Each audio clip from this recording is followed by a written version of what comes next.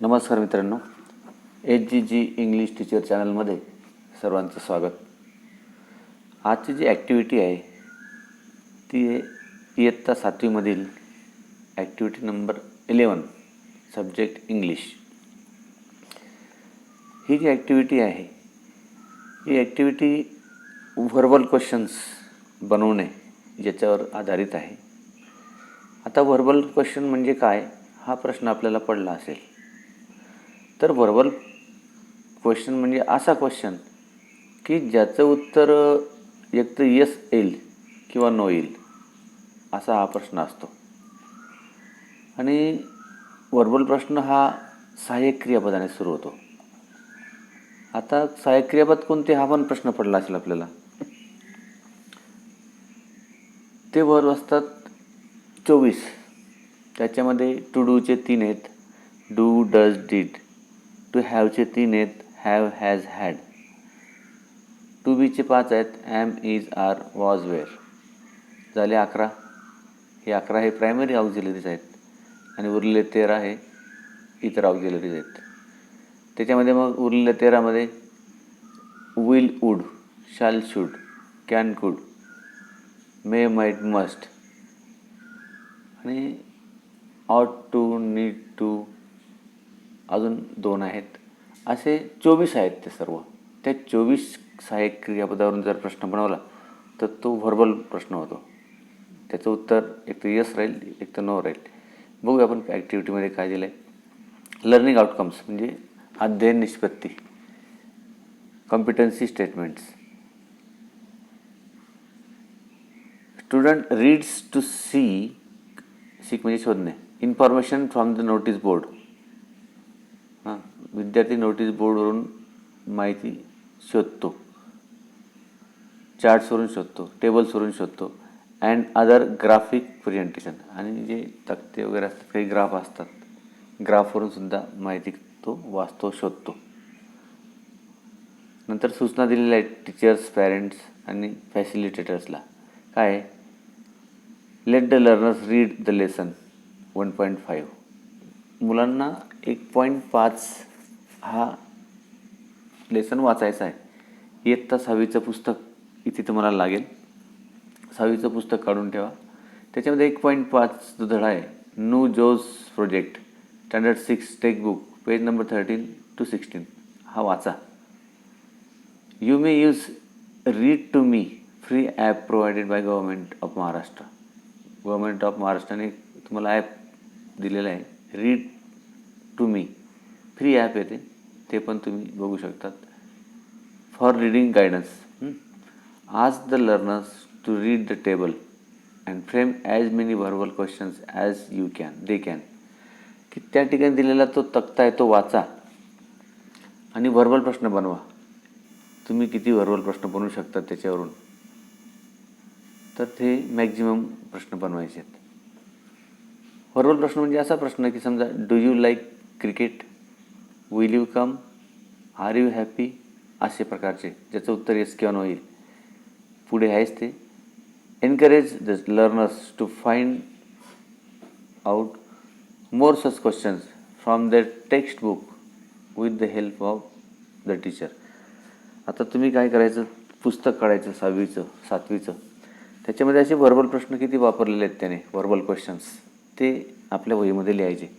5-50 जेवढे असतील तेवढे लिहा. कॅनवरून पण व्हर्बल प्रश्न होईल. Help the learner to do the activity.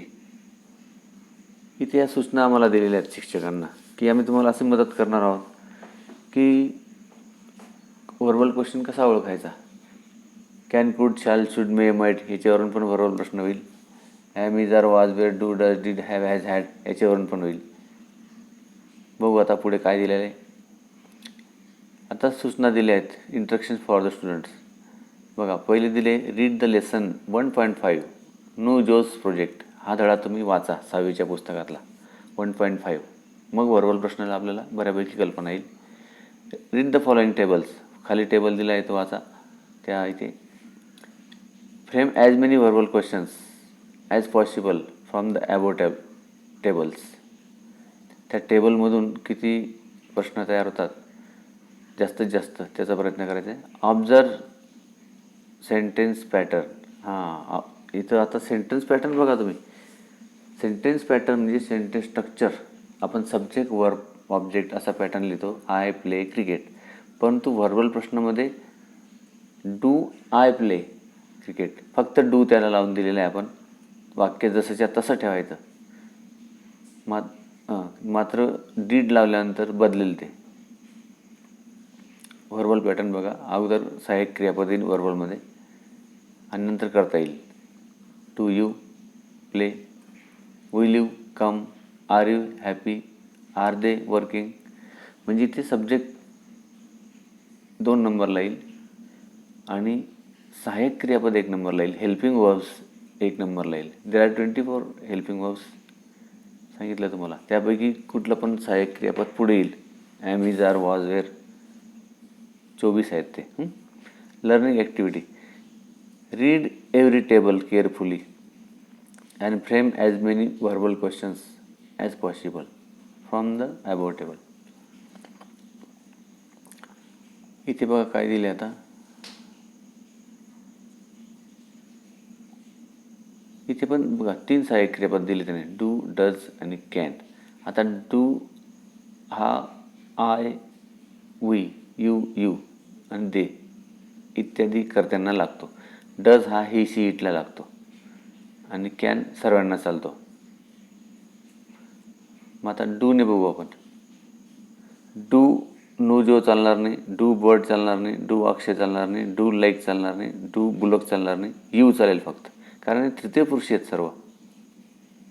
तृतीय पुरुषी करते असल्यामुळे डू चालणार नाही. तर डू यू स्विम असं आपण करू शकतो. इन द लेक, तळ्यामध्ये तू पोहतो का असा प्रश्न तयार होईल. नंतर do you have,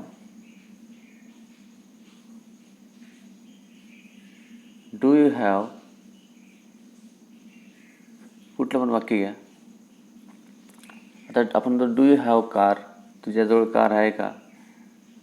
school project आहे का, do you have school project असं पण चालेल, तुझ्याकडे स्कूल प्रोजेक्ट आहे का. किंवा कुठली पण वस्तू, do you have a book अशा प्रकारे, किंवा इथून कुठलंही घेऊ शकतात. नंतर डू यू ईट, पुढे काही पण घेऊ शकतात. Chocolate, do you eat cake, इथून पण घ्या तुम्हाला जे पडेल ते. डू यू ईट आणि वस्तू घ्या मग कुठली पण, चॉकलेट, बिस्किट किंवा इथून घ्या कोणतंही. Next do you show the project असंही चालेल. Do you show do you show the project. नंतर do you get Nujo's model चालेल. Do you get first class every year असं पण चालेल. नंतर डू यू रीड, इथे काही पण लिहा. बुक लिहा, नो जोज प्रोजेक्ट लिहा, स्कूल प्रोजेक्ट लिहा, नेम ऑफ द फ्लॉवर्स लिहा. तू वाचतो का असा त्याचा अर्थ आहे. डू यू हॅव तुझ्याजवळ आहे का. डू यू स्विम तू पोहतो का. डू यू ईट तू खातो का. डू यू शो तू दाखवतो का. डू यू गेट तुला मिळतं का.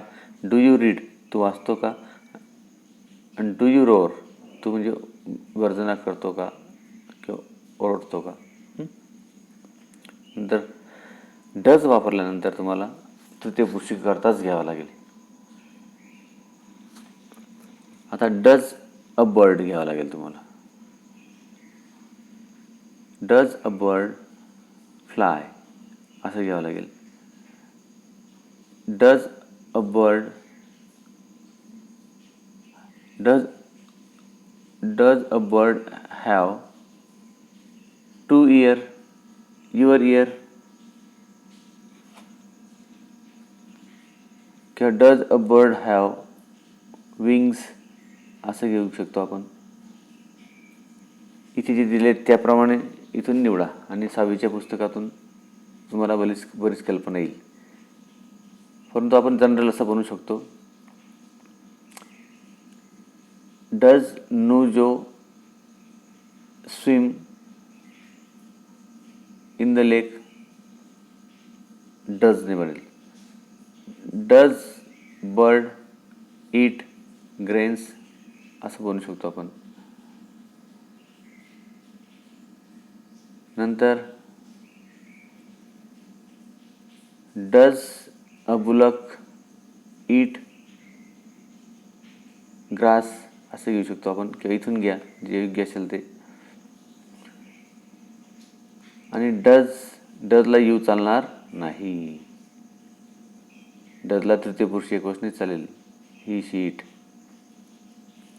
आणि शेवटी कॅनला मात्र सर्व चालतील. Can Nujo, can bird, can Akshay, can lion, can bullock, can you read a book, can you get first class, can you show your books. अशा प्रकारे. तर या ठिकाणी व्हर्बल प्रश्न बनवणं म्हणजे तिन्ही सहाय्यक क्रियापदांचं महत्त्व आहे. सहाय्यक क्रियापदानेच व्हर्बल प्रश्न सुरू होतो. आणि हे शेवटचे दिलेले आहेत, याच्यातून तुम्ही घ्या किंवा तुमचे स्पेशल शब्द जे ठेवू शकतात. Can you tell me the name of the flowers, can you read Nujo's model, can you show your school project. अशा प्रकारे. तर मुलांनी असे व्हर्बल प्रश्न बनवा. आणि पॅरलल ॲक्टिव्हिटीमध्ये तुम्हाला इतरही सहाय्यक क्रियापद वापरता येतील. डू डज डीड ऐवजी तुम्ही वापरू शकतात will they write a story, had he written a book. नंतर are you coming, was he dancing. अशा प्रकारचे तुम्ही विचारू शकता. इथं आता सॉल्ड ॲक्टिव्हिटी दिली, does a bird eat with claws. पहिला प्रश्न दिलेला आहे. नंतर practice, do the activity number 2 on page 16. 16 नंबरवर ॲक्टिव्हिटी दिलेली आहे तुम्हाला, ती करा.